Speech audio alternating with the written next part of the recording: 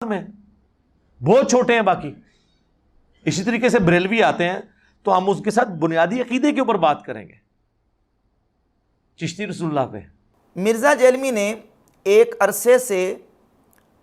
تصوف کی کتابوں سے عبارات کو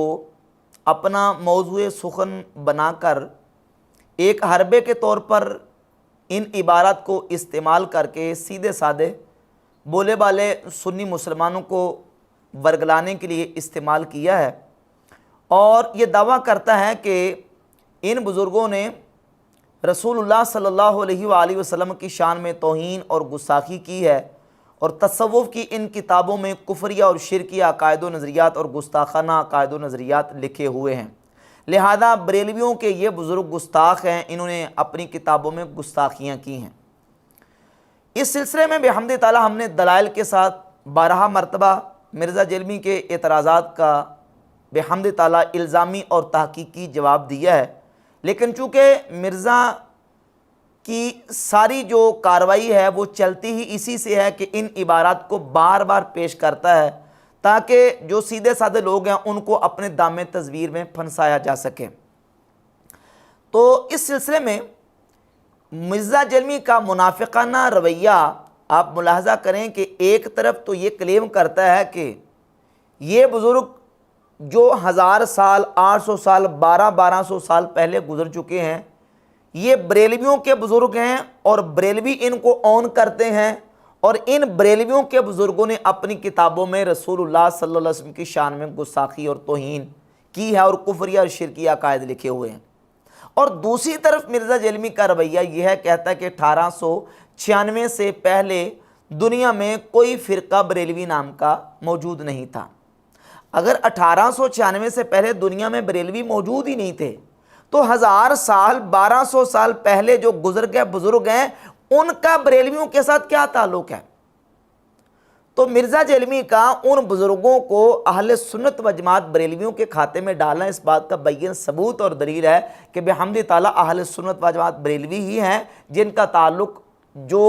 اسلام کی تاریخ کے اندر جو اولیاء اللہ صوفیہ اور بزرگان دین گزرے ہیں ان کے ساتھ ہے بحمد تعالی۔ حضور سیدنا داتا گنج بخش علی جویری رحمۃ اللہ علیہ ہوں، سیدنا جنید بغدادی ہوں، بائزی بستامی رحمۃ اللہ علیہ ہوں، خواجہ معین الدین اجمیری رحمۃ اللہ تعالی علیہ ہوں، جتنے اولیاء اللہ صحابہ کرام سے لے کر آج تک بحمد تعالی آئے ہیں وہ سارے کے سارے اہل سنت و جماعت کے اندر آئے ہیں، اور وہی اہل سنت و جماعت ہے جن کو آج بریلوی کہا جاتا ہے۔ تو ایک تو یہ سمجھیں، اور دوسری یہ بات ذہن نشین کر لیں کہ ہمارے انہی اکابر اور انہی اسلاف نے بحمد تعالی ہمیں یہ سکھایا ہے کہ نبی پاک صلی اللہ تعالیٰ علیہ وآلہ وسلم کی تعظیم و توقیر اور حرمت رسول ہر چیز سے بڑھ کر ہے۔ جو شخص نبی پاک صلی اللہ علیہ وآلہ وسلم کی ذات اقدس کی شان میں توہین یا گستاخی کرے، وہ چاہے اپنا بھائی اور باپ ہی کیوں نہ ہو، اپنا ہو یا بیگانہ، اس کا ہمارے ساتھ کوئی تعلق نہیں ہے۔ یہ ہمارا عقیدہ ہے بحمد تعالیٰ، اور یہی ہمارے اسلاف نے ہمیں سکھایا ہے۔ لیکن مرزا جیلمی کا منافقانہ رویہ دیکھ لیں، ایک طرف تو یہ ثابت کر رہا ہے کہ ان کے بزرگوں نے گستاخانہ عقائد لکھے ہیں اور یہ اپنے ان بزرگوں کو آن بھی کرتے ہیں، اور دوسری طرف یہ کہتے ہیں کہ میں ان کو مسلمان جانتا ہوں اور ان کے پیچھے نمازیں پڑھنے کا قائل ہوں۔ ہم تو ایسا نہیں کرتے، ہم جس کو گستاخ سمجھتے ہیں اور ختم نبوت کا منکر سمجھتے ہیں اس کے پیچھے نماز پڑھنا تو دور کی بات ہے، ہم اس کو مسلمان نہیں سمجھتے۔ جو رسول اللہ صلی اللہ علیہ وسلم کی شان اقدس میں گستاخی کرے، حضور کی ختم نبوت کا انکار کرتا ہے، اس کے پیچھے نماز پڑھنا تو دور کی بات ہے، ہم تو اس کی شکل دیکھنا گوارا نہیں کرتے، اس کو مسلمان نہیں سمجھتے۔ اور مرزا جیلمی کا جو مرشد اور سابقہ بابا جاوید احمد غامدی سے قادیانیوں کے بارے میں سوال ہوا کہ احمدیوں کے بارے میں آپ کی کیا رائے ہے، تو جاوید احمد غامدی نے یہ کہا کہ میرا نقطہ نظر ہمیشہ سے یہ رہا ہے کہ جو شخص کلمہ پڑھ کے اپنے آپ کو مسلمان کہتا ہے، مجھے کوئی حق نہیں کہ میں اس کا انکار کروں۔ احمدی حضرات کے بارے میں آپ کی کیا رائے ہے؟ کیا وہ مسلمان ہیں؟ دیکھیے، میرا نقطہ نظر، اور ذرا دل تھام کے سن لیجئے، وہ ہمیشہ سے یہ ہے کہ ہر وہ شخص جو اپنے آپ کو مسلمان کہتا ہے، مجھ کو کوئی حق نہیں ہے کہ میں اس کا انکار کروں۔ باوجود اس کے کہ قادیانی نبی کریم علیہ السلام کے آخری نبی ہونے کے منکر ہیں، حضور کی ختم نبوت کے منکر ہیں، لیکن مرزا کا مرشد اور بابا کیا کہہ رہا ہے کہ چونکہ وہ کلمہ پڑھتے ہیں اور مجھے کوئی حق نہیں ہے کہ میں ان کے کلمے کا انکار کر کے ان کو مسلمان نہ مانوں۔ اور ایک جگہ پہ بیان کرتے ہوئے مرزا جیلمی نے باقاعدہ اپنے مرشد اور اپنے بابا جوید احمد غامدی کے اس قول کی تصدیق بھی کی ہے کہ غامدی صاحب کا موقع مجھے بہتر لگا ہے۔ یہ غامدی صاحب کا موقع مجھے بڑا اچھا لگا ہے کہ وہ یہ کہتے ہیں کہ پیغمبر کے بعد کسی کا رائٹ نہیں ہے کہ کسی کو اسلام سے باہر نکالے جو شخص اپنے آپ کو مسلمان کلیم کر رہا ہے۔ کیوں کہ اس کی تعویل کی غلطی کیا جینون ہے یا منافقانہ ہے، یہ وحی کی تائید کے بغیر آپ بتا نہیں سکتے، تو آپ اس کے ظاہر کے اوپر ایکسیپٹ کریں اسے۔ کہ وہ کہتے ہیں جو شخص کلمہ پڑھتا ہے تو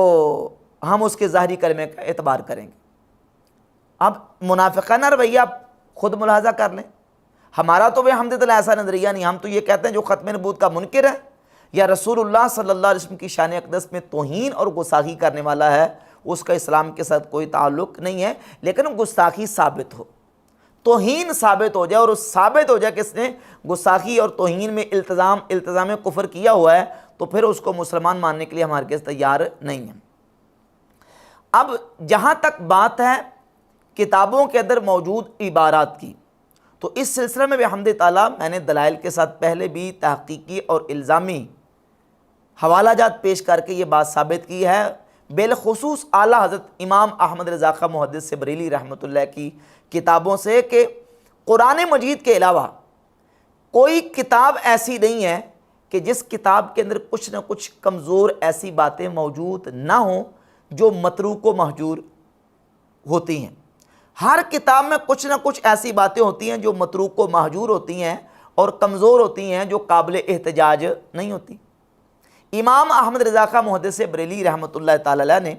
فتاوی رضویہ کی جلد نمبر 26 کے صفحہ نمبر 577 پہ امام مالک رحمۃ اللہ کا قول ذکر فرمایا ہے کہ ہر ایک اپنے قول سے پکڑا جاتا ہے سوائے قرآن عظیم، سب کتب کو شامل ہے، نہ اس سے ہدایات در مختار مستثنا، نہ فتوحات و مکتوبات و ملفوظات، یعنی کوئی کتاب مستثنا نہیں ہے۔ قرآن مجید کے بعد ہر کتاب ایسی ہے کہ جس کے اندر کوئی نہ کوئی کمزور بات ہوتی ہے، اور یہ بات مرزا کو بھی تسلیم شدہ ہے۔ مرزا جیلمی اپنے سامنے جو ٹیبل کے اوپر کتابیں رکھ کے بیٹھا ہوتا ہے، صحیح بخاری، صحیح مسلم، سنن نسائی، سنن ترمذی، سنن ابی داؤد، سنن ابن ماجہ اور مشکات المصابیح، یہ 7 کتابیں ٹیبل پہ رکھی ہوتی ہیں۔ ان کتابوں کے بارے میں مرزا جیلمی یہ کلیم کر چکا ہے اور یہ سٹیٹمنٹس دے چکا ہے، یہاں تک کہ ان کتابوں کے اندر موجود روایات کے اوپر یہ اس کا دعویٰ ہے کہ ان کے اندر وہ روایات اور وہ حدیثیں موجود ہیں جو اللہ کے نبی صلی اللہ علیہ وآلہ وسلم کی گستاخی اور حضور کی توہین ہے۔ مثال کے طور پہ مشکات المصابیح مرزا کے سامنے ٹیبل پہ پڑی ہوتی ہے، تو اس میں 4902 نمبر روایت ہے، اور یہی روایت امام بخاری کی الادب المفرد کے اندر اور امام احمد ابن حنبل کی مسند احمد ابن حنبل میں موجود ہے، اور ناصر الدین البانی نے السلسلۃ و حدیث صحیحہ میں اس کو ذکر کیا، اور ناصر الدین البانی کے نزدیک یہ حدیث صحیح ہے۔ اور میرے پاس جو نسخہ موجود ہے الادب المفرد کا، محقق نے اس میں اس کو صحیح قرار دیا ہے، اور وہ روایت ہے من تعز بعزاء الجاہلیۃ فاعدوہ ولا تکنوا، جو اپنی جاہلیت کے نسب پہ فخر کرے اسے کہو کہ اپنے باپ کا اعلیٰ تناسل کاٹ کے منہ میں رکھ لے اور کنایا نہ کرے۔ مرزا جیلمی نے اس کا یہی ترجمہ کیا ہے، اور یہ روایت ان کتابوں کے اندر موجود ہے۔ مشکات المصابیح جو ٹیبل کے اوپر میزے کے پڑی ہے اس میں یہ روایت موجود ہے، اور اس روایت کے بارے میں مرزا یہ کہتا ہے کہ اس کو صحیح مانیں اور بے ایمان ہو جائیں، یہ رسول اللہ صلی اللہ علیہ وسلم کی شان میں توہین اور گستاخی ہے۔ مسند امام احمد اور الادب المفرد کہ نبی صلی اللہ علیہ وسلم نے فرمایا جو شخص اپنے نسب پر فخر کرے اس کو کہو کہ اپنے باپ کا عضو تناسل کاٹ کے اپنے منہ میں رکھ لے، اور یہ بات کنائی سے نہ کرنا، ڈائریکٹ بات کرنا۔ اس حدیث کو احمد بن حنبل نے ضعیف تو کوئی نہیں کہا ہوا، سند نقل کر دیا، حکم کوئی نہیں لگایا ہوا، تو مانے بے ایمان ہو جائے اس حدیث کو مان کے۔ تو تو اب سوال یہ پیدا ہوتا ہے کہ وہ تو تم نے ٹیبل پہ رکھی ہوئی ہے، وہ روایت تو تمہارے سامنے کتاب کے اندر لکھی ہوئی ہے، تو کبھی تم نے یہ کہا کہ اس کتاب کو پبلش کرنا بند کر دو،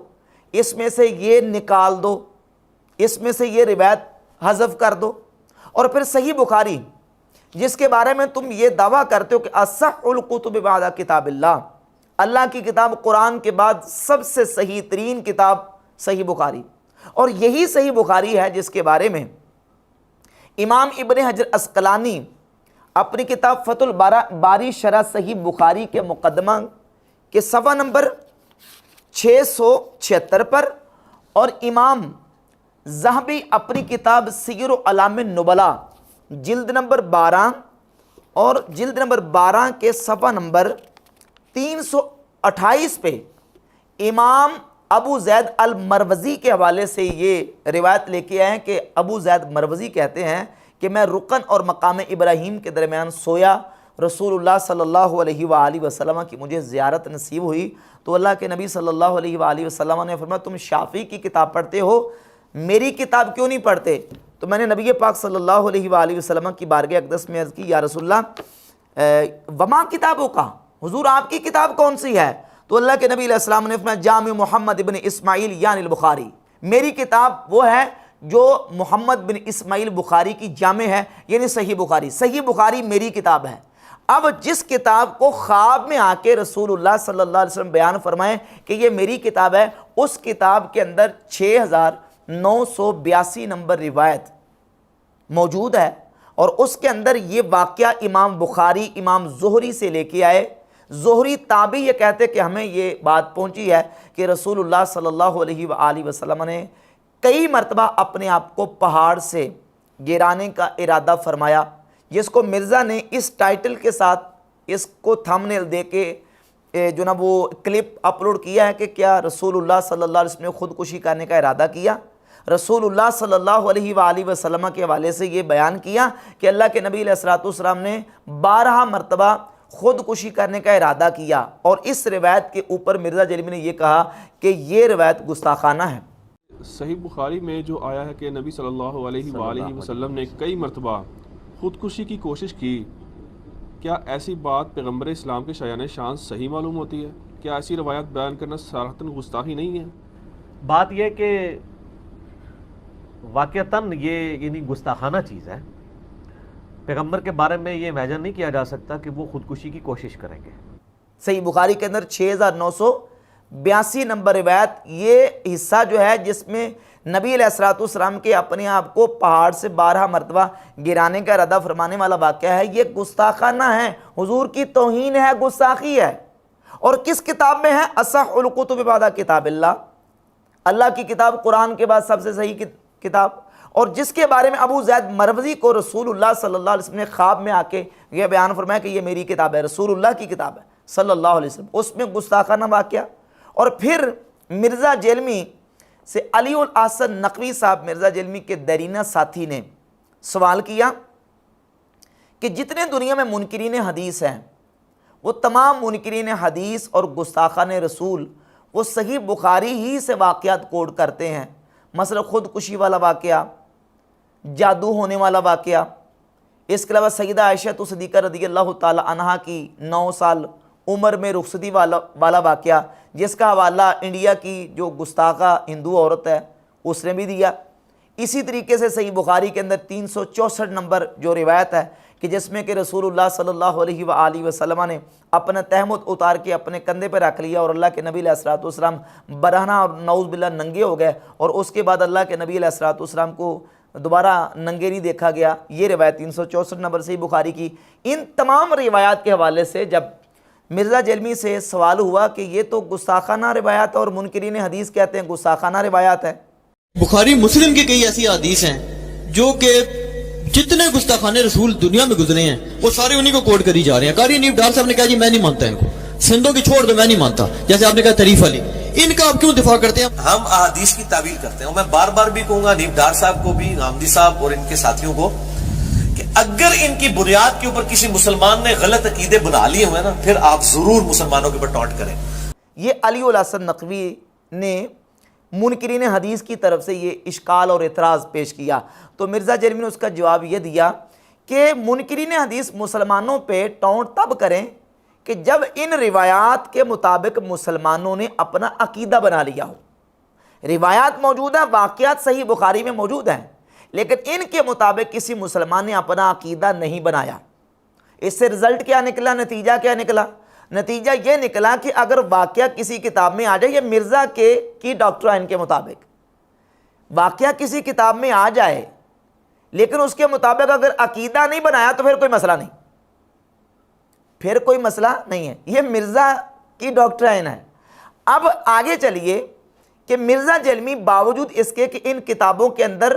بقول مرزا کے گستاخیاں مان رہا ہے، اللہ کے نبی علیہ الصلوۃ والسلام کی توہین مان رہا ہے، اس کے باوجود کبھی یہ کلیم نہیں کیا کہ میں ٹیبل پہ رکھ کے بیٹھا ہوا ہوں اور میں دارالسلام کو خط لکھتا ہوں کہ یہ توہین آمیز واقعات ان کتابوں سے نکال دیں۔ یا امام بخاری 6982 نمبر روایت لے کے حضور نے بار بار اپنے آپ کو پہاڑ سے گرانے کا ارادہ کیا اور امام بخاری نے کسی جگہ پہ نیچے کو لکھا ہو کہ بھئی یہ واقعہ گستاخانہ واقعہ ہے، میں اپنی کتاب میں ذکر تو کر رہا ہوں لیکن ہے گستاخانہ۔ امام بخاری نے یہاں کوئی تبصرہ یا کمنٹس لکھنا تو دور کی بات، ایک لفظ اور ایک حرف تک ایسا نہیں لکھا کہ امام بخاری نے یہ کہا ہو کہ یہ گستاخانہ واقعہ ہے۔ اور اصح الکتب بعد کتاب اللہ، اور وہ جو مرزا جیلمی نے اپنے ٹیبل کے اوپر رکھی ہوئی ہیں۔ اب یہ ساری چیزیں موجود ہیں، ان تمام چیزوں کے موجود ہونے کے باوجود مرزا جیلمی نے جو بیانات دیے ہیں ان بیانات کے باوجود کرتا کیا ہے کہ بریلویوں کو ٹونٹ کرنے کے لیے، بریلوی نوجوانوں کو، سنی بریلوی سادہ عوام کو بہکانے کے لیے تصوف کی کتابوں سے نکال کے پیش کرتا ہے۔ یہ تصوف کی کتاب میں یہ آ گیا، تصوف کی کتاب میں صوفیہ نے یہ لکھ دیا۔ بھائی صوفیہ کی تو بات بعد میں آنی ہے، صوفیہ سے پہلے محدثین ہیں، فقہاء ہیں، اور عقیدے کی، تاریخ کی، سیرت کی کتابیں اور حدیث کی کتابیں موجود ہیں۔ ان کتابوں کے اندر جو ہے نا وہ تم کلیم کر چکے ہو کہ ان میں گستاخی موجود ہے، ان کے بارے میں تم نے کبھی نہیں کہا۔ پھر تمہارے جو اپنے بابے ہیں، مثلا مودودی تمہارا بابا ہے، ناصر الدین البانی تمہارا بابا ہے، مولوی اسحاق فیصل آبادی تمہارا بابا ہے۔ مودودی کو لے لیں، مودودی کی کتاب پردہ، صفحہ نمبر 152، صفحہ 152 پہ مودودی نے پردہ کہ اس صفحے پر یہ لکھا ہے کہ نعوذ باللہ رسول اللہ صلی اللہ علیہ وآلہ وسلم کو ریگستان عرب کا ان پڑھ چرواہا کہا ہے۔ جس مودودی کو مرزا جیلمی مجدد مانتا ہے، تمہارا مودودی اللہ کے نبی علیہ الصلوۃ والسلام کو نعوذ باللہ ان پڑھ چرواہا کہے تو تم اس کو مجدد مانو، اور ہمارے بزرگوں کی بات ہے تو کہتا ہے جی کہ یہ بزرگ بابے تشائی کوئی نہیں۔ تو مودودی کیا شے ہے؟ مودودی رسول اللہ کو نعوذ باللہ ان پڑھ چرواہا کہے، تم اس کو مجدد مانتے ہو۔ اور تمہارا ایک دوسرا بابا جس کو تم نے مجدد مانا ہوا ہے، عبد الوہاب نجدی، محمد بن عبد الوہاب نجدی، اپنی کتاب توحید کے صفحہ نمبر 361 پہ جناب آدم علیہ السلام اور سیدہ حوا رضی اللہ تعالی عنہ کو نعوذ باللہ مشرک کہہ چکا ہے کہ حضرت حوا اور آدم علیہ السلام نے دونوں نے شیطان کی بات مان کے شرک فی الاطاعت کیا۔ وہ آدم علیہ السلام اور حضرت حوا کو مشرک کہیں تو اس کو مجدد مان رہا ہے اور کہہ رہا ہے یہ بڑے مصلح تھے اور بڑے جناب وہ مبلغ تھے۔ لیکن محمد بن عبد الوہاب صاحب جو تھے وہ خود ایک ٹرو آپ سمجھ لیں منجی تھے، ہادی تھے عرب کی سرزمین میں۔ انہوں نے پورے اخلاص کے ساتھ دعوت و تبلیغ کا کام کیا توحید کے حوالے سے۔ اور جب بات آتی ہے مولوی اسحاق فیصل آبادی کی تو کہتے ہیں مولانا اسحاق صاحب وقت کے حسین ہیں، میں تو ان کو وقت کا حسین مانتا ہوں۔ اور مولانا شیخ الاسلام اسحاق رحمہ اللہ کے ٹائٹل سے تھمبنیل سے اس نے باقاعدہ ویڈیو اپلوڈ کی ہوئی ہے۔ یقین کریں لوگوں نے قدر نہیں کی مولانا اسحاق صاحب۔ میں آپ کو ایک واقعہ سناتا ہوں۔ آج دن ہے کہ ہم آج کے دور کے حسین کو یاد کریں۔ میں تو ان کو دور جدید کا حسین سمجھتا ہوں، مولانا اسحاق صاحب کو۔ لہٰذا میں سمجھتا ہوں کہ مولانا اسحاق رحمہ اللہ تعالیٰ کا موقف ٹھیک ہے۔ اور وہ مولوی اسحاق فیصل آبادی مولوی قاسم ننوتوی کی کتاب تحذیر الناس، جس تحذیر الناس میں رسول اللہ صلی اللہ علیہ وآلہ وسلم کے ختم نبوت زمانی یعنی حضور کے آخری نبی ہونے کا انکار کیا گیا ہے، اس کتاب کی تعریفوں کے پل باندھے ہوئے ہیں مولوی اسحاق فیصل آبادی نے۔ وہ تمہیں گستاخیاں نظر نہیں آتی؟ بزرگوں کی 5 گستاخیاں کتابوں سے، صرف وہی گستاخیاں، تو باقی یہ تمہارے بابوں نے جو کچھ لکھا ہے وہ تمہیں گستاخیاں نظر نہیں آتی؟ اور تمہارا بقول تمہارے آئنسٹائن اور مفتی اعظم سعودی عرب ناصر الدین البانی اپنے فتاویٰ کے صفحہ نمبر 432 پہ لکھتا ہے کہ جو گمراہ فرقے ہیں ان کو کافر نہیں کہنا چاہیے بلکہ ان کو دال یعنی گمراہ کہنا چاہیے، جیسے اللہ نے اپنے نبی کو قرآن میں دال کہا ہے۔ نعوذ باللہ یہاں دال نبی کریم علیہ الصلوۃ والسلام کو گمراہ کے معنی میں لے رہا ہے۔ جو رسول اللہ صلی اللہ علیہ وآلہ وسلم کو نعوذ باللہ گمراہ قرار دے رہا ہے، اس کو تو مفتی اعظم، اس کو آئنسٹائن اور اہل بیت کی محبت کا امام قرار دے رہا ہے۔ وہ گستاخیاں تمہیں نظر نہیں آتی؟ اور یہ تصوف کی کتابوں سے اور تصوف کی ان کتابوں سے عبارات پیش کر رہا ہے جن کا 12 مرتبہ جوابات دیے جا چکے ہیں۔ جو الہاقی عبارتیں ہیں ان کو ہم نے ثابت کیا الہاقی عبارتیں، اور جو عبارات قابل تعویل ہیں ان کی بحمد تعالیٰ دلائل کے ساتھ تعویلات پیش کی ہیں، اور یہی ہمیشہ سے محدثین کا منہج اور ان کا طریقہ چلا آ رہا ہے۔ اب ان عبارات کے حوالے سے مرزا جیلمی نے جس بات کو بہت زیادہ بنیاد بنا کے ہوا دی ہے وہ ہے کتاب حشت بہشت کے اندر موجود صفحہ نمبر 19 پر خواجہ معین الدین اجمیری رحمۃ اللہ کی طرف منسوب ایک واقعہ کہ ان کے پاس ایک شخص آیا تو کہا کہ مرید ہونا چاہتا ہوں، تو آپ نے فرمایا کہ کلمہ کیا پڑھتے ہو؟ تو اس نے کہا کہ لا الہ الا اللہ محمد الرسول اللہ صلی اللہ علیہ وسلم۔ تو کہا کہ پڑھو لا الہ الا اللہ چشتی رسول اللہ۔ اب یہ واقعہ اس نے کئی مرتبہ پیش کیا، اور اس نے اپنے ریسرچ پیپر نمبر 2 اندھا دھند پیروی کا انجام علماء کا نظریہ نمبر 13 یہ اس نے بیان کیا ہے۔ اس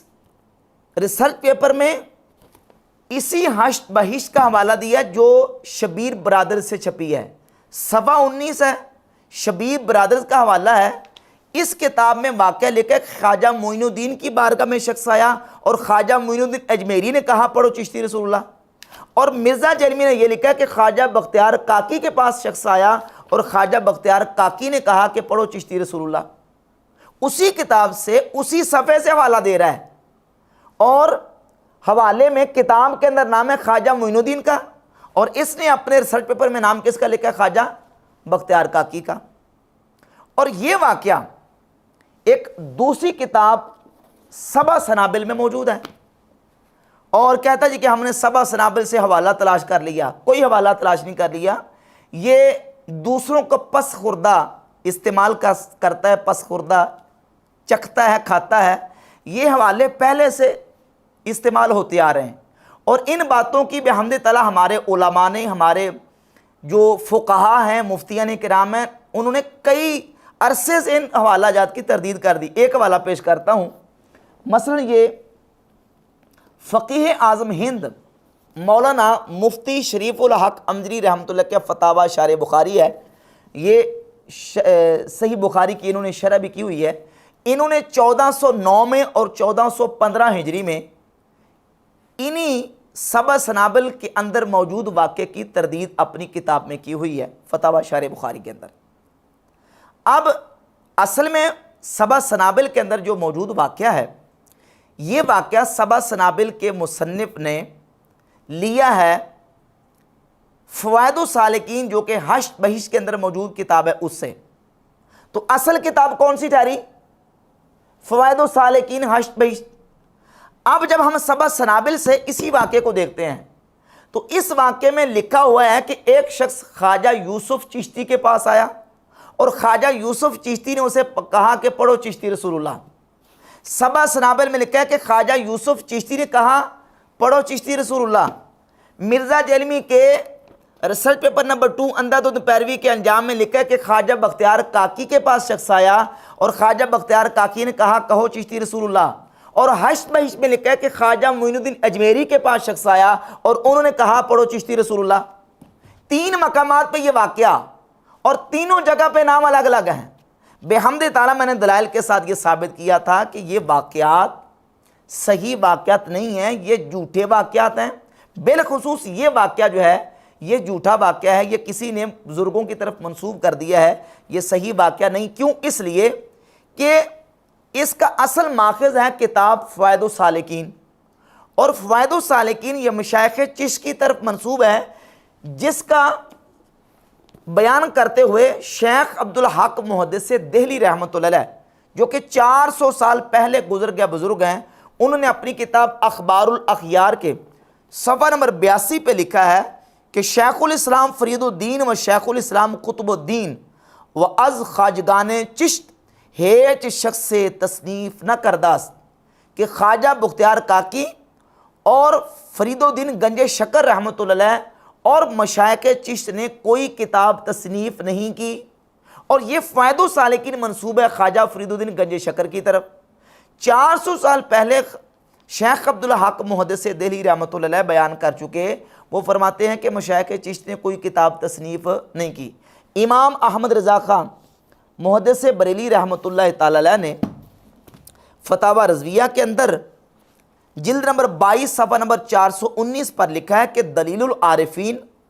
فوائد السالکین تحفۃ العاشقین کا نام لیا اور عبارت نقل نہ کی، جہاں بحوالہ صفحہ عبارت نقل کی وہاں تو وہ سری کذب جری کی راہ لی، یہاں کیا اعتبار ہے؟ اور اگر ان میں وہ مضمون ہو اور بکر نے خیانت بھی نہ کی ہو تو اولاً اسی کا ثبوت درکار کہ یہ کتابیں حضرات منسوب الیہم رضی اللہ تعالی عنہم کی ہیں، بہت کتابیں محض جھوٹ نسبت کر کے چھاپ دی ہیں۔ سیدنا اعلیٰ حضرت امام اہل سنت رحمۃ اللہ فرما رہے ہیں کہ فوائد السالکین اور تحفۃ العاشقین کا ثبوت درکار ہے کہ یہ جن بزرگوں کی طرف کتابیں منسوب ہیں ان کی کتابیں ہیں بھی، پہلے ثبوت لے کے آؤ۔ اور پھر اسی فتاوی رضویہ کی جلد نمبر 22 کے صفحہ نمبر 515 پہ لکھتے ہیں کہ اکابر اولیاء اعظام رضی اللہ تعالی عنہم کے ارشادات کثیرہ سے ثابت کیا ہے کہ شریعت مطہرہ سب پر حجت ہے اور شریعت مطہرہ پر کوئی چیز حجت نہیں۔ حضرات اولیاء جن کی ولایت ثابت و محقق ہے، ان سے جو قول یا فعل یا حال ایسا منقول ہو کہ بظاہر خلاف شرع مطہر ہو، اولاً اگر وہ سند صحیح و واجب الاعتماد سے ثابت نہیں، ناقل پر مردود ہے اور دامن اولیاء اس سے پاک ہے۔ فرماتے ہیں اگر اس طرح کی کوئی کتاب یا عبارت اولیاء اللہ کی طرف منسوب ہو تو ہم اس کو ناقل پہ رد کر دیں گے، اولیاء اللہ کے دامن کو پاک مانیں گے۔ اور جلد 22 کے صفحہ 412 پہ لکھتے ہیں کہ بعض ملفوظات کہ بعض اولیاء کرام کی طرف بلا سند صحیح متصل منسوب ہوں، ایسے مسئلہ جلیہ واضحہ متفق علیہ کے مقابل ہرگز قابل استناد نہیں۔ کہتے ہیں اس طرح کے ملفوظات تو شرعی مسائل کے حوالے سے بھی قابل استناد نہیں ہے، چاہے جائے کہ ان سے کوئی نعوذ باللہ تعالیٰ عقیدہ بنا لیا جائے۔ اور مرزا جیلمی کیا کہتا ہے کہ چشتی رسول اللہ یہ بریلویوں کا بنیادی عقیدہ ہے، اور پھر یہ کہتا ہے کہ میں نے ان کتابوں کو اور ان عبارات کو تلاش کر کے ان کو ان کے بزرگوں سے متنفر کیا ہے، اور ان کو بزرگوں سے متنفر کر کے میں نے بخاری مسلم کے ساتھ جوڑا ہے۔ کس کے ساتھ؟ بخاری مسلم کے ساتھ۔ اور بخاری مسلم اور یہ کتابیں کہتا ہے میرا بلٹ پروف شیشہ ہے، پہلے ان تک آئیں گے پھر مجھ تک آئیں گے، اور وہ جو بلٹ پروف شیشہ ہے اس کے اندر سوراخ خود کر کے بیٹھا ہوا ہے۔ کیسے؟ کہ اس بلٹ پروف شیشے کے حوالے سے کہتا ہے کہ اس میں 4902 نمبر مشکات المصابیح کی جو روایت ہے وہ اللہ کے نبی کی گستاخی ہے، صحیح بخاری کی 6982 نمبر جو روایت ہے وہ اللہ کے نبی علیہ الصلوۃ والسلام کی گستاخی ہے۔ جو بلٹ پروف شیشہ تم کہہ رہے ہو اس کے اندر تم نے خود سوراخ کیے ہوئے ہیں، وہ تو تم نے توڑ کے رکھا ہوا ہے۔ کہتا ہے میرا بلٹ پروف شیشہ جو میں نے سامنے کتابیں رکھی ہوئی ہیں، اور ان کتابوں کے اندر وہ روایات ہیں جن کے بارے میں کہتا ہے کہ اللہ کے نبی علیہ الصلوۃ والسلام کی گستاخی ہے۔ تو ہمارے اکابرین نے بحمد تعالیٰ ان چیزوں کو واضح کیا۔ اعلیٰ حضرت امام اہل سنت رحمۃ اللہ علیہ فتاوی رضویہ کی جلد نمبر 15 اور صفحہ نمبر 555 پہ لکھتے ہیں کہ اولاً کوئی کتاب یا رسالہ کسی بزرگ کے نام سے منسوب ہونا اس سے ثبوت قطعی کو مستلزم نہیں۔ بہت رسالے خصوصاً اکابر چشت کے نام منسوب ہیں جس کا اصلاً ثبوت نہیں، یعنی بہت ساری کتابیں اور رسالے ایسے ہیں جو چشتی بزرگوں کی طرف منسوب ہیں، حالانکہ ان سے کوئی ثبوت نہیں ہے۔ پھر اگلی بات کہتے ہیں ثانیاً کسی کتاب کا ثابت ہونا اس کے ہر فقرے کا ثابت ہونا نہیں۔ اگر کوئی کتاب ثابت بھی ہو کہ فلاں بزرگ کی یہ کتاب ہے تو اس کا مطلب یہ نہیں کہ اس کتاب کا ہر فقرہ اسی بزرگ کا ہے۔ بہت اکابر کی کتابوں میں الحاقات ہیں جن کا مفصل بیان کتاب الیواقیت والجواہر امام عارف باللہ عبد الوہاب شعرانی رحمۃ اللہ تعالی علیہ میں ہے۔ باقی رہ کہ سبع سنابل کے حوالے سے بات، تو اعلیٰ حضرت رحمۃ اللہ علیہ نے سبع سنابل کی تعریف ضرور کی ہے، لیکن اس کا یہ مطلب نہیں کہ سبع سنابل کے ہر جملے اور ہر فقرے کے اعلیٰ ذمہ دار ہیں۔ خود امام اہل سنت رحمۃ اللہ علیہ فتاوی رضیہ میں لکھ چکے ہیں کہ اگر کوئی کتاب ثابت بھی ہو تو کتاب کا ثابت ہونا اس کے ہر فقرے کا ثابت ہونا نہیں ہے۔ جہاں تک بات ہے تعریف کی، تو اعلیٰ حضرت رحمۃ اللہ علیہ نے فتاوی رضویہ میں سبع سنابل کی تعریف کی، اور کس انداز سے کی ہے کہ مشائخ چشت میں سے ایک چشتی بزرگ ہیں شاہ کلیم اللہ چشتی۔ شاہ کلیم اللہ چشتی کا خواب بیان کیا ہے اعلیٰ حضرت نے فتاوی رضویہ میں، اور وہ کہتے ہیں کہ میں نے خواب میں نبی پاک صلی اللہ تعالیٰ علیہ وآلہ وسلم کی زیارت کی، اور نبی کریم علیہ السلام کی جب میں نے زیارت کی، اور اسی خواب کے دوران انہوں نے اس بات کو بیان کیا ہے کہ رسول اللہ صلی اللہ علیہ وسلم کی بارگاہ اقدس میں میر عبد الواحد بلگرامی جو کتاب سبع سنابل کے مؤلف ہیں، اور سبع سنابل جو ہے وہ رسول اللہ صلی اللہ علیہ وسلم کی بارگاہ اقدس میں مقبول ہوئی۔ اب امام اہل سنت نے یہ خواب بیان کر کے اسی خواب کی بنیاد پہ آگے بات کی ہے، اور ان لوگوں کو درس اور سبق دیا ہے جو علماء سے نفرت کرتے ہیں، صوفی ہونے کے دعوے دار ہیں لیکن علماء سے نفرت کرتے ہیں، صوفی ہونے کے دعوے دار ہیں لیکن شریعت طیبہ کی بغاوت کرتے ہیں۔ سبع سنابل سے حوالے پیش کر کے اعلیٰ رحمۃ اللہ تعالیٰ علیہ نے ان لوگوں کو سبق دیا کہ تم تصوف کا تو دعویٰ کرتے ہو، صوفی ہونے کے دعوے دار ہو، تو یہ دیکھو تصوف کی کتاب سبع سنابل میں تو علماء کی تعریف لکھی ہے، اور یہ لکھا ہے کہ شریعت کی محافظت اور شریعت کی اتباع کرنا لازم ہے، شریعت کی اتباع کیے بغیر بندہ خدا تک نہیں پہنچ سکتا۔ یہ امام اہل سنت رحمۃ اللہ علیہ نے استدلال کیا کتاب سبع سنابل سے، اور اس بنیاد پہ مرزا جیلمی نے اب پھر یہ ڈنڈورا پیٹنے شروع کر دیا ہے کہ دیکھیں ہم نے جو چشتی رسول اللہ کا جو واقعہ ہے وہ اعلیٰ حد سے ثابت کر دیا ہے۔ کیسے؟ کہ وہ واقعہ سبع سنابل میں موجود ہے، اور سبع سنابل نے وہ واقعہ لیا ہے فوائد السالکین سے، اور فوائد السالکین میں وہ واقعہ منسوب ہے خواجہ معین الدین اجمیری کی طرف، اور سبع سنابل میں وہ واقعہ منسوب ہے خواجہ یوسف چشتی کی طرف، اور مرزا جیلمی نے حوالہ دیا ہے اور یہ واقعہ منسوب کیا خواجہ بختیار کاکی کی طرف۔ اس سے ثابت کر رہا ہے کہ دیکھیں چشتی رسول اللہ اعلیٰ سے ثابت ہو گیا، اور پھر کہتا ہے جی کہ دیکھیں یہ جو آج انکار کر رہے ہیں، یہ چھوٹے نے انکار کیا ہے، ان کے بڑے اس کا انکار نہیں کرتے، بڑے تردید کریں نا، جبکہ ہمارے بحمد تعالیٰ اکابرین نے اس کی تردید کی ہوئی ہے۔ شارح بخاری فقیہ اعظم ہند مولانا شریف الحق امجری رحمۃ اللہ علیہ نے فتاوی شارح بخاری میں 1409 میں اور 1415 میں یہ فتویٰ لکھ کے اس واقعے کی تردید کی ہوئی ہے، اس واقعے کا رد کیا ہوا ہے کہ یہ الحاقی واقعہ ہے اور ہمارے ہاں یہ قابل قبول نہیں ہے۔ ابھی مرزا صاحب مارکیٹ میں اس وقت نہیں آئے تھے، اور پھر ساتھ اس واقعے کے اندر جو سبع سنابل میں موجود ہے وہ بھی لکھا ہو کہ خواجہ یوسف چشتی کے ساتھ یہ واقعہ جب پیش آیا اس وقت وہ خاص حالت میں تھے، یعنی غیبت و محو کی حالت میں تھے، اور یہی واقعہ 11 سال پہلے ایک وہابی مناظر نے مناظرے کے اندر پیش کیا تھا، اور اس میں خیانت یہ کی تھی کہ یہ خاص حالت میں تھے، ان الفاظ کو وہ چھوڑ گیا۔ جب اس نے چھوڑا تو اہل سنت کی طرف سے مناظر نے اس کا جواب دیا اور کہا کہ تم نے اس واقعے کو بیان کرنے میں خیانت کی ہے، کیونکہ اس واقعے کے اندر یہ بات بھی موجود ہے کہ جس وقت یہ واقعہ پیش آیا اس وقت وہ خاص حالت میں تھے۔ اور مرزا جیلمی نے اس مناظرے کا حوالہ دیتے ہوئے یہ کہا کہ اس وقت تو یہ اس کو مان رہے تھے، یعنی کیا ہم مان رہے تھے کہ چشتی رسول اللہ کہنا درست ہے، یہ کہنا صحیح ہے؟ کیا اس وقت ہم یہ نعوذ باللہ مان رہے تھے؟ اور آج ہم نے انکار کرنا شروع کر دیا۔ ہمارے اکابرین نے تو پہلے سے اس کا انکار کیا ہوا، جس وقت مرزا جیلمی ابھی مارکیٹ میں نہیں آیا تھا اس وقت سے بحمد تعالیٰ کتابوں میں اس کا انکار موجود ہے، اس کی تردید موجود ہے۔ تو ایسی بات ہرگز نہیں ہے۔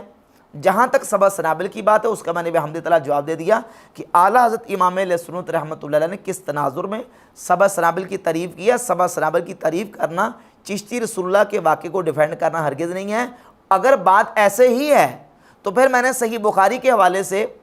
فتح الباری شرح صحیح بخاری کے مقدمہ ہدی الساری سے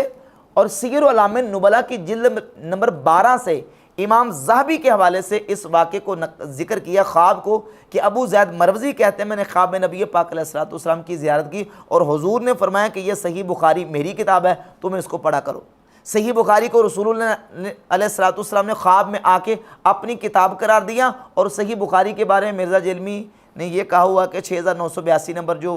اس میں روایت میں حصہ ہے کہ نبی علیہ الصلوۃ والسلام نے 12 مرتبہ اپنے آپ کو خودکشی کرنے اور اپنے آپ کو پہاڑ سے گرانے کا ارادہ کیا، یہ اللہ کے نبی کی توہین ہے، گستاخی ہے۔ تو کیا جس کتاب میں اللہ کے نبی کی توہین اور گستاخی موجود ہے حضور اس کو اپنی کتاب قرار دیں گے؟ اور حضور کا اس کو اپنی کتاب خواب میں آ کے قرار دینا، اس کتاب کو جس کے بارے میں تم یہ کہہ رہے ہو کہ اللہ کے نبی کی اس میں گستاخی موجود ہے، تو کیا نبی علیہ الصلوۃ والسلام اس گستاخی کی تائید کر رہے ہیں؟ حضور علیہ الصلوۃ والسلام کیا اس گستاخی کی توثیق کر رہے ہیں؟ اب مرزا جیلمی اس کا جواب دے گا۔ جہاں تک بات ہے سبع سنابل کے حوالے سے تو وہ بحمد تعالیٰ اس کا جواب میں نے تفصیل کے ساتھ بیان کر دیا ہے۔ دوسری بات مرزا جیلمی نے پیش کی ہے کشف المحجوب سے، اور رائی کا پہاڑ بنا کے پیش کرتا ہے، واقعہ پیش کرتا ہے، پہلے کہاں سے اٹھا کے پورا تفصیلی واقعہ پیش کرتا ہے، اور وہ تفصیلی واقعہ جو ہے وہ پھر کشف المحجوب کے سر جاڑ دیتا ہے۔ حالانکہ پورا مکمل تفصیلی واقعہ کشف المحجوب میں اس طرح نہیں لکھا ہوا، جس طرح تورات میں داؤد علیہ السلام کا واقعہ لکھا ہے کشف المحجوب میں اس طرح واقعہ نہیں لکھا، اور جس طرح سیدہ زینب رضی اللہ تعالی عنہا کے حوالے سے حدیث کی کتابوں میں تفصیلی واقعہ لکھا ہوا، المصدق علی صحیحین میں، طبقات الکبریٰ میں، المعجم الکبیر للطبرانی میں، اور تفسیر کی سب سے پہلی اور معتبر ترین کتاب تفسیر الطبری ابو جعفر محمد بن جریر الطبری کی کتاب تفسیر طبری میں، اور یہ وہ کتاب ہے جس کو مرزا جیلمی نے اہل سنت کی سب سے پہلی تفسیر مانا، اور اس کے لکھنے والے امام ابو جعفر محمد بن جریر طبری کو مرزا جیلمی کے بابا زبیر علی زئی نے اہل سنت کا امام قرار دیا۔ ان تمام کتابوں میں تفصیلی واقعہ لکھا ہوا ہے، ان کتابوں میں تفصیلی واقعہ مرزا جیلمی پیش کر کے تو وہ لگا دیتا ہے کھاتے کشف المحجوب کے، حالانکہ کشف المحجوب میں وہ تفصیلی واقعہ نہیں لکھا۔ صرف داتا صاحب رحمۃ اللہ علیہ نے اتنی بات لکھی ہے کہ نبی کریم علیہ الصلوۃ والسلام کی حضرت زید کی بیوی پر نظر پڑ گئی اور ظن زید پر حرام ہو گئی۔ اور جہاں تک لفظ سکر کی بات ہے تو اور سکر کی بات بھی انہوں نے پہلے شروع میں لفظ مینشن کر کے اس کی وضاحت کر دی ہے کہ سکر کا معنی ہے غلبہ محبت حق تعالی، اللہ رب العزت کی محبت کا غلبہ۔ اور میں کئی مرتبہ مرزا جیلمی کو اسی بات کے حوالے سے الزامی جواب دے چکا ہوں کہ یہ تم کہتے ہو کہ یہ نبی علیہ الصلوۃ والسلام کا نعوذ باللہ سکینڈل لکھا ہے، علی ویری نے کشف المحجوب میں نبی علیہ السلام کا سکینڈل لکھا ہے، تو الزامی جواب میں نے دیا تھا مرزا جیلمی کو، اور یہ اس سے سنبھالا نہیں گیا۔ کہتا ہے دیکھیں جی صحیح مسلم کے بارے میں کلیم کر دیا کہ صحیح مسلم میں گستاخی لکھی ہوئی ہے، حالانکہ میں نے الزامی جواب دیا تھا کہ اگر ظن زید پر نظر پڑ گئی اور ظن زید پر حرام ہو گئی، داتا صاحب کا یہ اتنی بات لکھ دینا اللہ کے نبی علیہ السلام کی توہین اور گستاخی ہے، تو صحیح مسلم میں 3407 اور 3408 نمبر روایت موجود ہے کہ نبی صلی اللہ علیہ وآلہ وسلم کی باہر کسی عورت پر نظر پڑ گئی،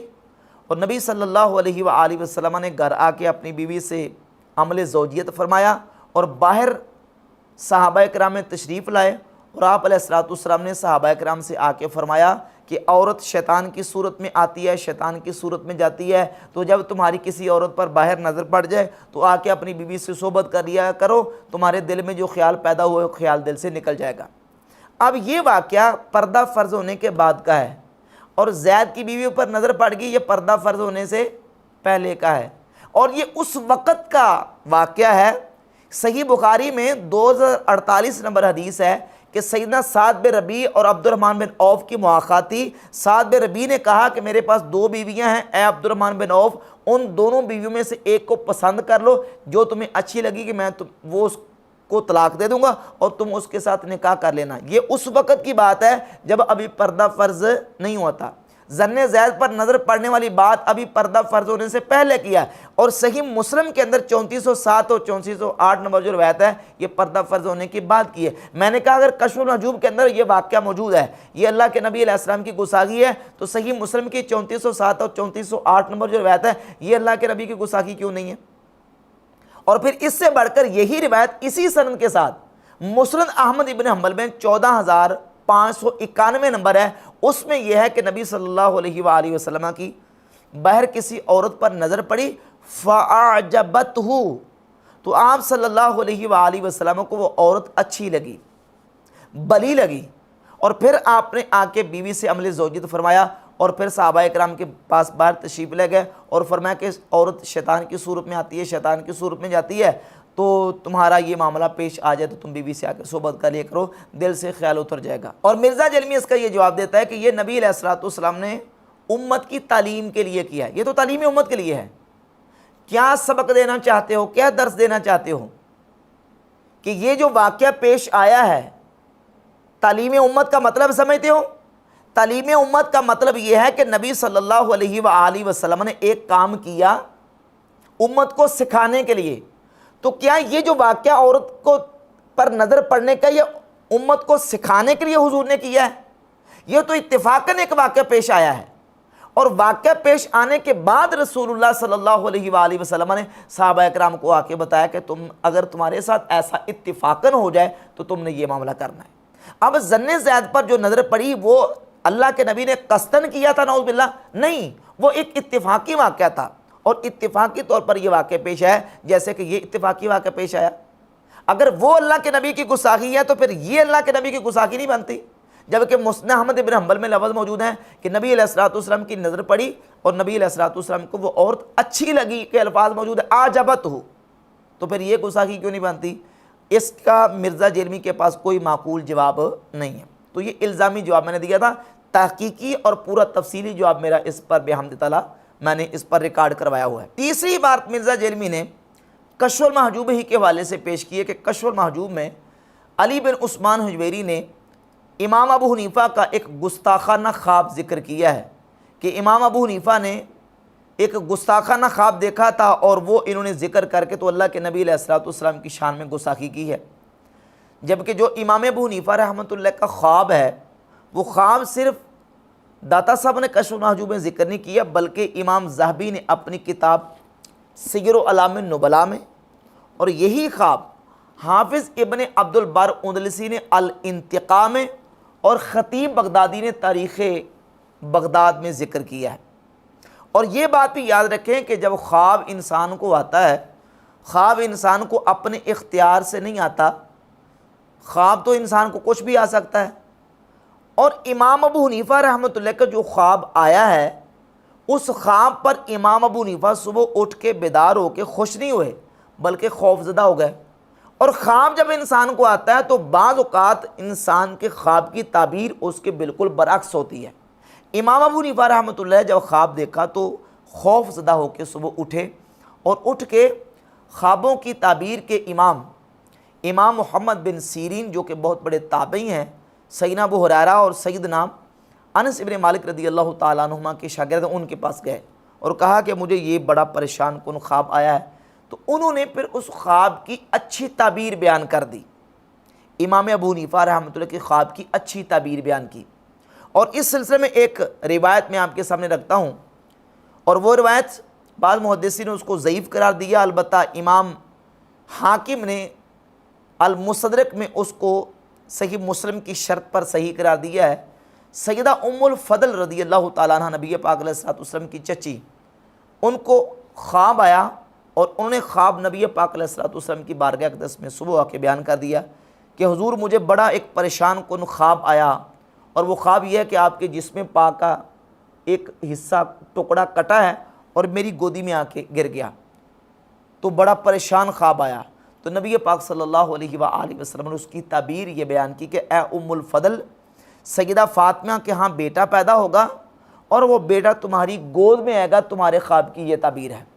اب دیکھو خواب کیا آیا اور اس کی تعبیر کیا تھی۔ تو امام ابو حنیفہ رحمۃ اللہ کا جو خواب تھا اس خواب کی تعبیر امام محمد بن سیرین نے یہ بیان کر دی کہ اس خواب کی تعبیر یہ ہے کہ تم رسول اللہ صلی اللہ علیہ وسلم کی احادیث کو جمع کرو گے اور اللہ کے نبی صلی اللہ علیہ وسلم کی سنت کو جمع کر کے اس میں صحیح و سقیم کو الگ الگ کرو گے، جو سنتیں اور روایت اور احادیث تم تک پہنچیں گی۔ اور اس خواب کی تعبیر بیان کر دی۔ نہ تو امام محمد بن سیرین نے یہ کہا کہ یہ خواب تمہارا گستاخانہ ہے، نہ امام ذہبی نے ذکر کر کے یہ کہا کہ یہ خواب تمہارا گستاخانہ ہے، اور نہ ہی حافظ ابن عبد البر نے خواب کو بیان کر کے یہ کہا کہ یہ تمہارا خواب گستاخانہ ہے، کیونکہ خواب ہے اس کی تعبیر جو ہے وہ دیکھنی پڑے گی خواب کی تعبیر کیا ہے۔ اور چوتھی عبارت مرزا جیرمی نے تذکرۃ الاولیاء اور کشف المحجوب ہی سے پیش کی ہے سیدنا بایزید بسطامی رحمۃ اللہ تعالی علیہ کے شطیات کے حوالے سے، پھر اس کے اوپر اپنے بونگے قسم کے تبصرے بھی کیے، اور ساتھ سیدنا بایزید بسطامی کا جب نام لیا تو کہتا ہے کہ دیکھیں جی بایزید نام ہی ان کا ابو یزید ہے، یزید کے ابا جان، یزید کے ابا جان، اور یہ 261 ہجری میں فوت ہوئے ہیں، اور ان کے جو بزرگ ہیں وہ ابو یزید ہیں، یزید کے ابا جان، اور ہمارے بزرگ امام ابو الحسین مسلم بن حجاج قشیری وہ بھی 261 میں فوت ہوئے ہیں، وہ ہیں ابو الحسین، یہ ہیں ابو یزید اور یہ ہیں ابو الحسین، جبکہ بحمد تعالیٰ امام مسلم بھی ہمارے امام ہیں اور سیدنا بایزید بسطامی رحمۃ اللہ بھی ہمارے امام ہیں۔ بایزید بسطامی رحمۃ اللہ کا سن وفات جو ہے وہ تصوف اور صوفیہ کی کتابوں میں لکھا ہے 234 ہجری، اور بعض محدثین کی کتابوں میں 261 ہجری لکھا ہے۔ اور جہاں تک تیفور ابن عیسیٰ بایزید بسطامی رحمۃ اللہ کے ساتھ یہ بایزید کا جو ٹائٹل ہے اس کا تعلق ہے، تو یہ سمجھیں کہ بایزید یہ اصل میں ترکی کے اندر ایک ترکیب ہے بایزید، چونکہ آپ کا علاقہ ترکمانستان تھا، اور بایزید یہ ترکی کی ترکیب ہے۔ ترکوں کے ہاں بایزید کا لفظ جو ہے وہ یزید کے ابا جان کے لیے استعمال نہیں ہوتا، بلکہ با یزید یہ دو الگ الگ لفظ ہیں۔ ترکی زبان میں با کہتے ہیں الابید سفید چٹا گورا، اور یزید کہتے ہیں البطل نوجوان مرد آدمی۔ تو البطل الابید جو نوجوان آدمی ہے، جو نوجوان بہادر شخص ہے، اس کو بایزید کہتے ہیں۔ اس لیے آپ دیکھ لیں ترکوں کے جو سلاطین اور بادشاہ ہیں ان میں آپ کو کئی نام ملیں گے، بایزید اول، بایزید دوم، بایزید سوم، بایزید یزید چہارم۔ تو چٹے گورے چمڑی والے نوجوان بہادر شخص کو ترکوں کے ہاں بایزید کہا جاتا تھا، اس لیے سیدنا تیفور ابن عیسیٰ رحمۃ اللہ کا جو لقب ہے وہ بایزید ہے، یزید کے ابا جان نہیں بلکہ چٹے گورے نوجوان، یہ ان کی جو ہے وہ لقب کی وجہ تسمیہ ہے۔ اچھا، جہاں تک بات ہے سیدنا بایزید بسطامی رحمۃ اللہ کے شطیات کی، تو بایزید بسطامی رحمۃ اللہ یہ اولیاء اللہ کے سردار ہیں۔ حافظ ذہبی نے سیر اعلام نبلاء کی جلد 10 صفحہ نمبر 263 پر لکھا سلطان العارفین، کیا لقب لکھا؟ سلطان العارفین۔ اور غیر مقلد وہابی عالم عبداللہ روپڑی فتاوی اہل حدیث کے صفحہ نمبر پہلی جلد کے 52 پہ لکھتے ہیں سلطان العارفین بایزید بسطامی رحمۃ اللہ علیہ۔ بایزید بسطامی اہل سنت کے ہاں، وہابیوں کے ہاں، دیوبندیوں کے ہاں، ایون یہ کہ شیعوں کے ہاں بھی مسلمان شخصیت ہیں جن کے بارے میں یہ کہتا ہے یزید کے ابا جان۔ جب آتی ہے بات ان کی شطیات کی اور وہ باتیں جو غیبت و محو کی حالت میں ان سے صادر ہوئیں، تو حافظ ذہبی نے سیر اعلام نبلاء کی جلد 10 صفحہ نمبر 264 پہ لکھا ہے کہ انہو قالہا فی حال الدہشت والسکر والغیبت والمحو، یہ باتیں بایزید بسطامی سے اس وقت صادر ہوئیں جب وہ دہشت و سکر اور غیبت و محو کی حالت میں تھے۔ فیتبع ولا یحتج بہا، کہتے ہیں ایسی باتیں لپیٹ دی جاتی ہیں، ان سے احتجاج نہیں کیا جاتا۔ اس ظاہرھا الحاد، کیونکہ ان کا ظاہر الحاد ہے لیکن حقیقت حال اللہ جانتا ہے۔ کہتے ہیں کہ ان باتوں کو لپیٹ دیا جائے گا، ان سے احتجاج نہیں کیا جائے گا۔ مثل سبحانی ما اعظم شانی، اس طرح کی جو کلمات ہیں حافظ ذہبی کہتے ہیں ان سے احتجاج نہیں کیا جائے گا بلکہ ان کو کیا کیا جائے گا؟ لپیٹ لیا جائے گا۔ اور یہی بات امام ابن حجر عسقلانی نے لسان المیزان جو کہ ان کی اسماء و رجال کی کتاب ہے اس میں کی ہے، اور حافظ ابن حجر عسقلانی نے فتح الباری شرح صحیح بخاری کی جلد نمبر 6 صفحہ نمبر 648 پر صحیح بخاری مسلم کے اندر موجود ایک روایت جس میں نبی پاک صلی اللہ علیہ وآلہ وسلم نے سابقہ امتوں میں سے ایک شخص کا واقعہ بیان کیا کہ وہ شخص اپنے مرنے سے پہلے اس نے بچوں کو وصیت کر دی کہ جب میں مر جاؤں تو میری لاش کو جلا کے اس کی خاک ہواؤں میں اڑا دینا۔ تو اس میں موجود ہے کہ اس نے یہ کہا تھا کہ لَإِن قَدَرَ عَلَيَّ رَبِّي، اگر میرا رب مجھ پر قادر ہوا تو مجھے وہ عذاب دے گا کہ کسی کو اس نے ایسا عذاب نہیں دیا ہوگا۔ اب یہ جو جملہ ہے کہ اگر میرا رب مجھ پر قادر ہوا تو وہ مجھے ایسا عذاب دے گا، اس میں قدرت کی نفی ثابت ہو رہی ہے، تو یہ تو جملہ کفریہ بظاہر بنتا ہے۔ تو اس کا جواب کیا ہے؟ پھر اللہ تعالیٰ نے اس بندے کو پھر بخش دیا حالانکہ اس نے یہ جملہ بولا تھا۔ تو حافظ ابن حجر اسقلانی کہتے ہیں وَأَظْهَرُ الْأَقْوَالِ أَنَّهُ قَالَ ذَلِكَ فِي حَالِ دَهْشَتِهِ وَغَلْبَةِ الْخَوْفِ عَلَيْهِ حَتَّى ذَهَبَ بِعَقْلِهِ، کہتے ہیں کہ ظاہر یہ ہے کہ اس نے یہ بات حالت دہشت اور غلبہ خوف کے وقت کہی تھی جبکہ اس کی عقل اس وقت جا چکی تھی۔ وَلَمْ يَقُلْهُ قَاصِدًا لِحَقِيقَةِ مَعْنَاهُ، اس نے یہ بات اس کے معنی کی حقیقت کا قصد کرتے ہوئے نہیں کہی تھی، بل فی حالت کان فیہا کالغافل والزاہل والناسی، بلکہ وہ اس حالت میں تھا کہ جو غافل، ناسی اور زاہل یعنی ذہول جس کو ہو جاتا ہے اس کی حالت ہوتی ہے۔ لا یؤخذ بما یستر منہ، جب بندہ ایسی حالت میں ہوتا ہے تو جو اس سے صادر ہوتا ہے اس پر گرفت نہیں کی جاتی، مواخذہ نہیں کیا جاتا۔ یہ حافظ ابن حجر اسقلانی کا تبصرہ ہے۔ اور ایک دوسری روایت جس کو مرزا جیلمی بھی جس کا جواب دینے کی کوشش کرتا ہے، صحیح مسلم میں 6960 نمبر روایت، نبی پاک صلی اللہ تعالیٰ علیہ وآلہ وسلم نے ایک تفصیل بیان فرمائی کہ ایک بندہ اس نے جو نا وہ خوشی کی حالت میں شدت خوشی میں غلطی کرتے ہوئے یہ جملہ بول دیا اللہ تعالیٰ کے بارے میں کہ یا اللہ تو میرا بندہ ہے اور میں تیرا رب ہوں۔ اب بظاہر بالکل واضح اور صریح یہ جملہ ہے، یہ جملہ کفریہ جملہ ہے بالکل واضح طور پر، اگرچہ اس سے شدت فرح میں خطاً یہ واقعہ ہوا لیکن یہ جملہ بہرحال بظاہر جملہ کفریہ ہے، لیکن اس پر کفر کا حکم اس صورت میں نہیں لگایا گیا۔ امام نووی رحمۃ اللہ علیہ جو کہ صحیح مسلم کے شارح ہیں، اسی حدیث کی شرح کرتے ہوئے لکھتے ہیں کہ قالت طائفۃ اللفظ علی ظاہرہ، علماء کے ایک گروہ نے یہ کہا کہ یہ لفظ اپنے ظاہر پر محمول ہے، ولیکن قالہ ھذا الرجل وہو غیر ضابط لکلامہ، لیکن جس شخص نے یہ بات کی ہے وہ اپنے کلام کو ضبط کرنے والا نہیں تھا، ولا قاصد لحقیقت معنہ، اور نہ ہی اس کے معنی کی حقیقت کا قصد کرنے والا تھا، ومعتقد لہا، اور نہ ہی اس کا اعتقاد رکھنے والا تھا، بل قالہ فی حالت غلب علیہ فیہا الدہش والخوف وشدت الجزع، کہتے ہیں اس نے ایسی حالت میں یہ لفظ بولا ہے کہ جس وقت اس پر دہشت، خوف اور جزع یعنی گھبراہٹ کی شدت تھی،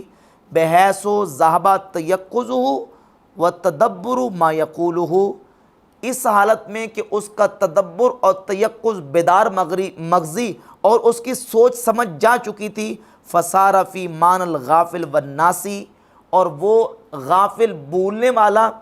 اور غفلت میں پڑ جانے والے شخص کے معنی میں ہو گیا، وَهَذِهِ الْحَالَةُ لَا يُؤْخَذُ فِيهَا، اور ایسی حالت میں بندے پر مواخذہ نہیں کیا جاتا۔ امام ابن حجر اسقلانی، امام نووی، امام زابی کی ان تصریحات سے یہ بات واضح ہوگی کہ حالت غلبہ حالت دہشت و خوف، شدت فرح ہو یا شدت جزع ہو، اس حالت میں بندے سے ذہول اور نسیان کے طور پر اس طرح کا کوئی لفظ صادر ہوتا ہے تو شریعت کی طرف سے اس پر گرفت کر کے اس پر کفر کا فتویٰ نہیں لگایا جاتا۔ سیدنا باعث بستامی رحمۃ اللہ تعالی علیہ سے جو دہشت و خوف اور حالت محو و غیبت میں اس طرح کے جو شتیات صادر ہوئے ہیں اس کو ہم لپیٹ دیتے ہیں، ہرگز ان کی اس طرح تائید نہیں کرتے کہ ان کو صحیح قرار دے کے قابل احتجاج اور قابل اتباع قرار دیا جائے، بلکہ ہم یہ کہتے ہیں کہ یہ ان سے حالت दहशत व गलबा हालत में सादर हुए हैं और ये काबिल एहतजाज नहीं है, अलबत्ता इनकी वजह से उन पर कोई फतवा सादर नहीं हो सकता। ये तौजीहात और तावीलात मुहद्दिसीन ने भी की हैं और सूफिया ने भी इन औलिया अल्लाह की इबारत की तौजीहात की हैं, और यही तौजीहात बिहम्दिल्लाह हम करते हैं। पाँचवीं इबारत मिर्ज़ा जरमी ने तज़किरतुल औलिया से पेश की बायज़ीद बुस्तामी रहमतुल्लाह की मिराज के हवाले से, कि ये दावा करते हैं जी कि बायज़ीद बुस्तामी को मिराज हुई है। जिस तरह नबियों में नबी पाक अलैहिस्सलाम को मिराज हुई है, तो वलियों में बायज़ीद बुस्तामी को मिराज हुई है। हालांकि तज़किरतुल औलिया में और कश्फुल महजूब में इस तरह नहीं लिखा। नबी पाक सल्लल्लाहु अलैहि वसल्लम की ज़ात अक़दस को जो मेराज हुई है वो हुजूर को जिस्मानी मेराज है, और नबी पाक अलैहिस्सलाम ने अपने रब जल्ल शानू का दीदार अपने सारों बार की आंखों से किया है, जो हमारा नज़रिया और अक़ीदा है बिहम्दिल्लाह।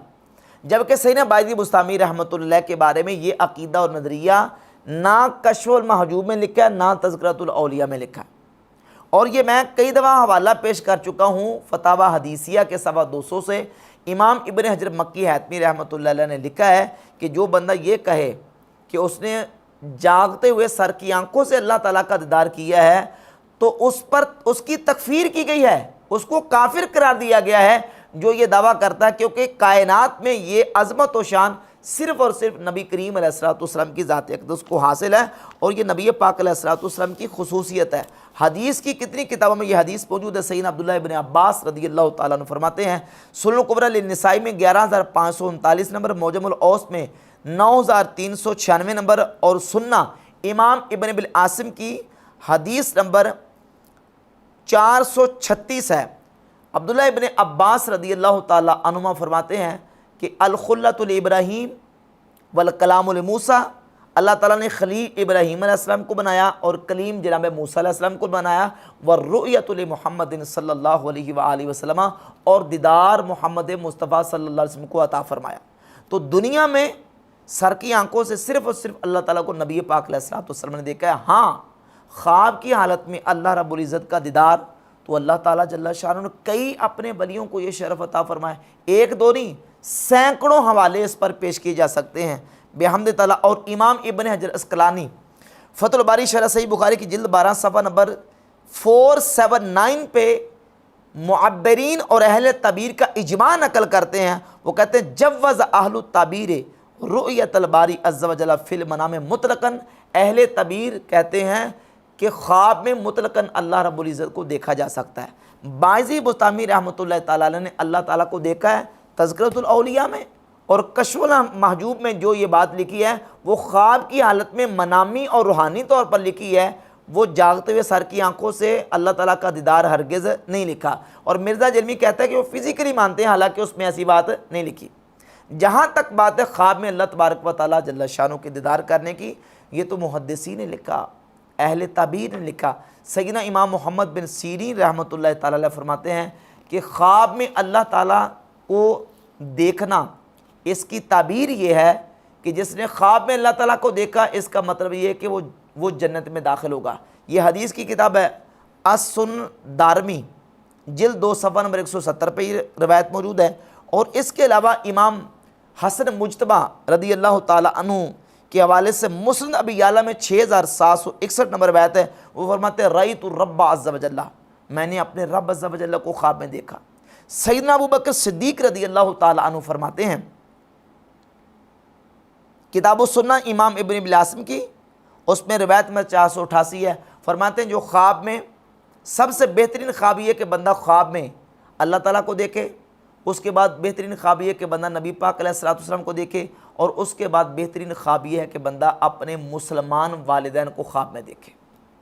जो दुनिया से ईमान की हालत में पर्दा फरमा गए। और रकबा बिन मस्कला ताबी सही सनद के साथ मौजमुल औस जिल्द 2 सफ़ा 331 पे मौजूद है। रकबा बिन मस्कला ताबी कहते हैं मैंने ख्वाब में अल्लाह ताला को देखा। हिलियतुल औलिया में इमाम औज़ाई से सही सनद के साथ 2 सनदें मौजूद हैं। वो फरमाते मैंने ख्वाब में अल्लाह ताला को देखा। एक दो नहीं, 20 बल्कि सैकड़ों वाले पेश किए जा सकते हैं कि सहाबा, ताबीन, तबा ताबीन, औलिया, मुहद्दिसीन और उम्मत के जो असलाफ हैं उन्होंने ख्वाब में अल्लाह रब्बुल इज़्ज़त का दीदार किया। इमाम अहमद बिन हंबल ने ख्वाब में अल्लाह ताला को देखा। سیر العلام نبلا میں حافظ ذہبی نے نقل کیا۔ باعثی بستامی فرماتے میں نے خواب میں اللہ تعالیٰ کو دیکھا، امام ابن الجوزی نے صفت و صف میں نقل کیا، کتنے حوالے اس پر موجود ہیں۔ اور ابن تیمیہ نے اپنی کتاب بیان و تلبیس الجہمیہ صفحہ نمبر 73 اور 74 پر لکھا ہے، ابن تیمیہ کہتا کہ وما اظن عاقلا ينکر ذالک، خواب انسان کے اختیار میں نہیں ہوتا، کسی کو کوئی خواب بھی آ سکتا ہے۔ ابن تیمیہ صاحب لکھتے ہیں کہ میں کسی عقل مند کو یہ گمان نہیں کرتا کہ وہ اس بات کا انکار کرے کہ خواب میں اللہ تعالیٰ کو دیکھا جا سکتا ہے۔ انسان کے اختیار میں خواب نہیں ہوتا، اللہ تعالیٰ جل شانہ جسے چاہے خواب میں اپنا دیدار عطا فرما دے۔ اور مرزا جیلمی نے خواب میں اللہ تعالیٰ کو دیکھنے کو بھی گستاخی قرار دے دیا، جبکہ ائمہ محدثین اور اسلاف امت کے اس پر 20 حوالہ جات بحمد تعالیٰ پیش کیے جا سکتے ہیں۔